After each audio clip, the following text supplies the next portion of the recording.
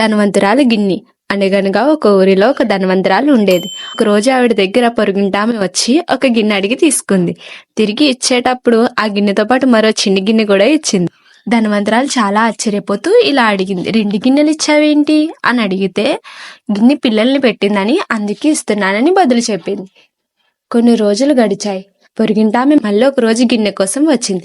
ధనవంతురాలు చాలా సంతోషంగా ఈసారి వెండి గిన్నె ఇచ్చింది. ఈసారి తిరిగి ఇచ్చేట ఎంత పెద్ద గిన్నె ఇస్తుందోనని ఆతృతతో ఎదురుచూస్తూ ఉంది. కానీ పొరుగింటామె అసలు గిన్నె తిరిగి ఇవ్వలేదు.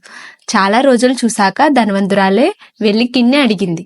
పొరుగింటామె ఏడుపు మొహం పెట్టి, మీ గిన్నె చనిపోయిందండి అని దుఃఖ సమాచారాన్ని చెప్పింది. గిన్నె చనిపోవడం ఏంటి అని ధనవంతురాలు మహా ఆశ్చర్యంగా అడిగింది. గిన్నె పిల్లలు పెట్టగాలేనిది చనిపోతే ఆశ్చర్యం ఎందుకు అని అడిగింది. ఇది విన్న ధనవంతురాలు ఏమీ మాట్లాడలేక ఇంటికి వెళ్ళిపోయింది.